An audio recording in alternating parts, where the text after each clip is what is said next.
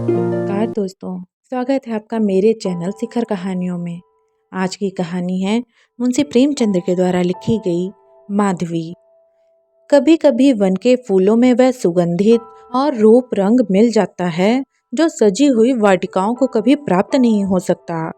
माधवी थी तो एक मूर्ख और दरिद्र मनुष्य की लड़की, परंतु विधाता ने उसे नारियों के सभी उत्तम गुणों से सुशोभित कर दिया था। उसमें शिक्षा सुधार को ग्रहण करने की विशेष योग्यता थी। माधवी और विरंजन का मिलाप उस समय हुआ जब विरंजन ससुराल आई। इस भोली भाली कन्या ने उसी समय से विरंजन के संग असाधारण प्रीति प्रकट करनी आरंभ की। ज्ञात नहीं वह उसे देवी समझती थी या क्या, परंतु कभी उसने विरंजन के विरुद्ध एक शब्द भी मुख से ना निकाला। विरंजन भी उसे अपने संग सुलाती और अच्छी अच्छी रेशमी वस्त्र पहनाती। इससे अधिक प्रीति वह अपनी छोटी भाग्नी से भी नहीं कर सकती थी। चित्त का चित्त से संबंध होता है। यदि प्रताप को बृज रानी से हार्दिक संबंध था, तो बृज रानी भी प्रताप के प्रेम में पगी हुई थी। जब कमलाचरण से उसका विवाह की बात पक्की हुई, जो वह प्रताप चंद्र से कम दुखी न हुई। हाँ, लज्जावश उसके हृदय के भाव कभी प्रकट न होते थे। विवाह होने के पश्चात उसे नित्य चिंता रहती कि प्रताप चंद्र के पीड़ित हृदय को कैसे तसल्ली दूं। मेरा जीवन तो इस भांति आनंद से बीतता था, बेचारे प्रताप के ऊपर ना जाने कैसे बीतती होगी। माधवी उन दिनों 11वें वर्ष में थी। उसके रंग रूप की सुंदरता, स्वभाव और गुण देख देख कर आश्चर्य होता था। विरंजन को अचानक यह ध्यान आया कि क्या मेरी माधवी इस योग्य नहीं कि प्रताप उसे अपने कंठ का हार बनाए। उस दिन से वह माधवी के सुधार और प्यार में और भी अधिक प्रवृत्त हो गई थी। वह सोच सोचकर मन ही मन में फूली न समाती कि जब माधवी 16-17 वर्ष की हो जाएगी, तब मैं प्रताप के पास जाऊंगी और उसके हाथ जोड़कर कहूंगी कि माधवी मेरी बहन है, उसे आज से तुम अपनी चेरी समझो। क्या प्रताप मेरी बात टाल देंगे? नहीं, वे ऐसा नहीं कर सकते। आनंद तो तब है जबकि चाची स्वयं माधवी को अपनी बहू बनाने की मुझसे इच्छा करें। इसी विचार से विरंजन ने प्रताप चंद्र की प्रशासनिक गुणों का चित्र माधवी के हृदय में खींचना आरंभ कर दिया था, इससे कि उसका रोम रोम प्रताप के प्रेम में पक जाए। जब वह प्रताप चंद्र का वर्णन करने लगती, वह उसके स्वर असमान विधि से सरस और मधुर हो जाते। सनह सनह माधवी का कोमल हृदय प्रेम रस का आस्वादन करने लगा। दर्पण में बाल पड़ गया। भोली माधवी सोचने लगी कि मैं कैसी भाग्यवती हूँ, मुझे ऐसे स्वामी मिलेंगे जिनके चरण धोने के योग्य भी मैं नहीं हूँ। परंतु क्या वे मुझे अपनी चेरी बनाएंगे? कुछ तो मैं अवश्य उनकी दासी बनूंगी, और यदि प्रेम में कुछ आकर्षण है तो मैं उन्हें अवश्य अपना बना लूंगी। परंतु उस बेचारी को क्या मालूम था कि ये आशाएं शोक बनकर नेत्रों के मार्ग से बह जाएंगी। उसको 15वां पूरा भी ना हुआ था कि विरंजन पर गृह विनाश की आपत्तियां आ पड़ी। उस आंधी के झोंके ने माधवी की इस कल्पित पुस्तिका वाटिका सत्यानाश कर दिया। इसी बीच में प्रताप चंद्र के लोप होने का समाचार मिला। आंधी ने जो कुछ अवशिष्ट रखा था, वह भी इस अग्नि ने जलाकर भस्म कर दिया। परंतु मानस कोई वस्तु है तो माधवी प्रताप चंद्र की स्त्री बन चुकी थी। उसने अपना तन और मन उन्हें समर्पण कर दिया था। प्रताप चंद्र को ज्ञान नहीं, परंतु उन्हें ऐसी अमूल्य वस्तु मिली जिसके बराबर संसार में कोई वस्तु नहीं तुल सकती। माधवी ने केवल एक बार प्रताप को देखा था और केवल एक ही बार उनके अमृत वचन सुने थे, पर इसने उस चित्र को और भी उज्जवल कर दिया था जो उसके हृदय पर पहले ही विरंजन ने खींच रखा था।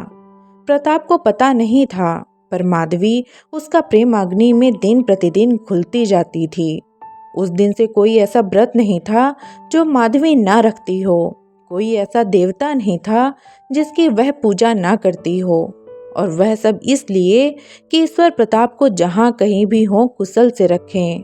इन प्रेम कल्पनाओं ने उस बालिका को और अधिक दृढ़, सुशील और कोमल बना दिया। शायद उसके चित्त ने यह निर्णय कर लिया था कि मेरा विवाह प्रताप चंद्र से हो चुका। विरंजन उसकी यह दशा देखती और रोती कि यह आग मेरे ही लगाई हुई है, यह नव कुसुम किसके कंठ का हार बनेगा। यह किसकी होकर रहेगी? हाय रे, जिस चीज को मैंने इतने परिश्रम से अंकुरित किया और मधुचीर से सींचा, उसका फूल इस प्रकार शाखा पर ही कुम्हलाया जाता है। विरंजन तो भला कविता करने में उलझी रहती, किंतु माधवी को यह संतोष भी न था। उसके प्रेमी और साथी उसके प्रियतम का ध्यान मात्र था, उस प्रियतम का जो उसके लिए सर्वथा अपरिचित था। पर प्रताप के चले जाने के कई मास पीछे एक दिन माधवी ने सपने में देखा कि सन्यासी हो गए। आज माधवी का अपार प्रेम प्रकट हुआ है। आकाशवाणी सी हो गई कि प्रताप ने अवश्य सन्यास ले लिया। आज से वह भी तपस्विनी बन गई। उसने सुख और विलास की लालसा हृदय से निकाल दी। जब कभी बैठे बैठे माधवी का जी बहुत आकुल होता तो वह प्रताप चंद्र के घर चली जाती। वहां उसके चित्त को थोड़ी देर के लिए शांति मिल जाती थी। परंतु जब अंत में विरंजन की पवित्र और आदर्शों जीवन में यह गांठ खोल दी कि वे गंगा यमुना की भांति परस्पर गले मिल गई, तो माधवी का आवागमन भी बढ़ गया। सुवामा के पास दिन दिन भर बैठी रह जाती। इस भवन की एक एक अंगुल पृथ्वी प्रताप की स्मारक थी। इसी आंगन में प्रताप ने काठ के घोड़े दौड़ाए और इसी कुंड में कागज की नावें चलाई थी। नौकरी तो स्याह काल की भवन की पढ़कर डूब गई, परंतु घोड़ा अब भी विद्यमान था। माधवी ने उसी जरीरत अस्थियों में प्राण डाल दिया और उसे वाटिका के कुंड के किनारे एक पाटल वृक्ष की छायों में बांध दिया। यही भवन प्रताप चंद्र का शयनागार था। माधवी अब उसे अपने देवता का मंदिर समझती है। इस पलंग में प्रताप को बहुत दिनों तक अपने अंक में थपक थपक कर सुलाया है। माधवी अब उसे पुष्पों से सुसज्जित करती है। माधवी ने इस कमरे को ऐसा सुसज्जित कर दिया जैसे वह कभी न था। चित्रों के मुख पर से धूल की यवनिका उठ गई। लैंप का भाग्य पुनः चमक उठा। माधवी के इस अनंत प्रेम भक्ति से सुवामा का दुख भी दूर हो गया। चिरकाल से उसके मुख पर प्रताप चंद्र का नाम अभी न आया था। विरंजन से मेल मिलाप हो गया, परंतु दोनों स्त्रियों में कभी प्रताप चंद्र की चर्चा भी न होती थी। विरंजन लज्जा की संकुचित थी और सुवामा क्रोध से, किंतु माधवी के प्रेमानल के पत्थर भी पिघल गया। अब वह प्रेम विहल होकर प्रताप के बालपन की बातें पूछने लगती तो सुवामा से ना रहा जाता। उसकी आंखों में जल भर आता। तब दोनों रोती और दिन दिन भर प्रताप की बातें समाप्त न होती। क्या अब माधवी के चित्त की दशा सुवामा से छिप सकती थी? वह बहुधा सोचती, क्या तपस्विनी इसी प्रकार प्रेमाग्नि में जलती रहेगी और वह भी बिना किसी आशा के? एक दिन ब्रिजरानी ने कमला का पैकेट खोला तो पहले ही पृष्ठ में एक परम प्रतिभापूर्ण चित्र विविध रंगों में दिखाई पड़ा। यह किसी महात्मा का चित्र था। उसे ध्यान आया कि मैंने इस महात्मा को अवश्य कहीं देखा है। सोचते सोचते अकस्मात उसका ध्यान प्रताप चंद्र तक जा पहुंचा। आनंद के उमंग में उछल पड़ी और बोली, माधवी तनिक यहाँ आना। माधवी फूलों की क्यारियां सींच रही थी। उसके चित्त विनोद का आजकल वही कार्य था। वह साड़ी पानी में लथपथ, सिर के बाल बिखेरे, माथे पर पसीने की बूंदें और नेत्रों में प्रेम का रस भरे हुए आकर खड़ी हो गई। विरंजन ने कहा, आ तुझे एक चित्र दिखाऊं। माधवी ने कहा, किसका चित्र है, देखूं? माधवी ने चित्र को ध्यानपूर्वक देखा। उसकी आंखों में आंसू आ गए। विरंजन, पहचान गई? माधवी, क्यों, यह स्वरूप तो कई बार सपने में देख चुकी हूँ। बदन से कांति बरस रही है। विरंजन, देखो वृत्तांत भी लिखा है। माधवी ने दूसरा पन्ना पलटा तो स्वामी बालाजी शीर्षक लेख मिला। थोड़ी देर तक दोनों तन्मय होकर यह लेख पढ़ती रहीं। तब बातचीत होने लगी। विरंजन, मैं तो प्रथम ही जान गई थी कि उन्होंने अवश्य संन्यास ले लिया होगा। माधवी पृथ्वी की ओर देख रही थी, मुख से कुछ न बोली। विरंजन, तब में और अब में कितना अंतर है। मुखमंडल से कांति झलक रही है, तब ऐसे सुंदर न थे। माधवी, विरंजन, ईश्वर की उनकी सहायता करें, बड़ी तपस्या की है। विरंजन के नेत्रों में जल भर आए। कैसा संयोग है, हम और वे संग संग खेले, संग संग रहे। आज वे सन्यासी हैं और मैं वियोगिनी। ना जाने उन्हें हम लोगों की कुछ क्षुध भी है या नहीं। जिसने संन्यास ले लिया उसे किसी से क्या मतलब। जब चाची के पास पत्र न लिखा तो भला हमारी सुध क्या होगी।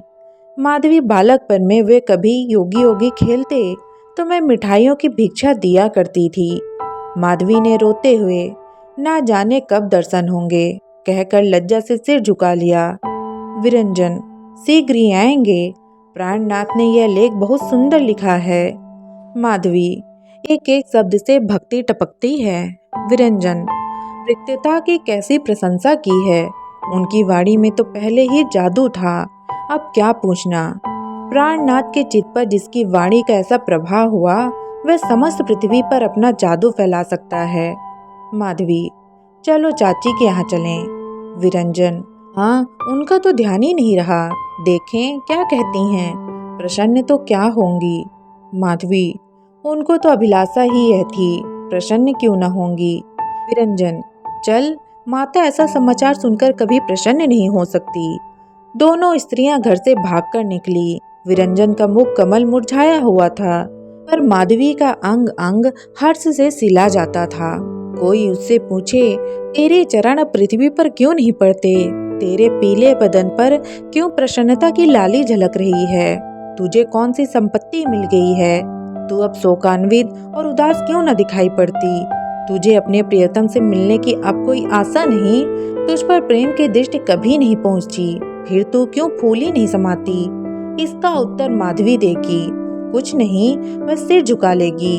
उसकी आंखें नीचे झुक जाएंगी जैसे डलिया फूलों के भार से झुक जाती है। कदाचित उनसे कुछ अश्रु बिंदु भी टपक पड़े, किंतु उनकी जीवा से एक शब्द भी ना निकलेगा। माधवी प्रेम के मत से मतवाली है, उसका हृदय प्रेम से उन्मत्त है। उसका प्रेम हाट का सौदा नहीं, उसका प्रेम किसी वस्तु का भूखा ना सही। वह प्रेम के बदले प्रेम नहीं चाहती।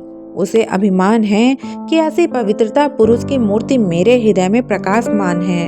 यह अभिमान उसकी उन्मत्तता का कारण है, उसके प्रेम का पुरस्कार है। दूसरे मास में बृजरानी ने बालाजी के स्वागत में एक प्रभावशाली कविता लिखी। यह एक विलक्षण रचना थी। जब वह मुद्रित हुई तो विद्या जगत विरंजन की काव्य प्रतिभा से परिचित होते हुए भी चमत्कृत हो गया। वह कल्पना रूपी वृक्ष जो काव्य गगन में वायुमंडल से भी आगे निकल जाता है, अब की तारा बनकर चमका। एक एक शब्द आकाशवाणी की ज्योति से प्रकाशित था। जिन लोगों ने यह कविता पढ़ी वे बालाजी के भक्त हो गए। कवि यह संपेरा है जिसकी पिटारी में सांपों के स्थान में हृदय बंद होते हैं। तो दोस्तों, कैसी लगी आपको ये कहानी। ये कहानी मुंशी प्रेमचंद्र की लिखी उपन्यास वरदान से ली गई है। अगर आपको ये अच्छी लगी तो कमेंट करके जरूर बताइएगा। धन्यवाद।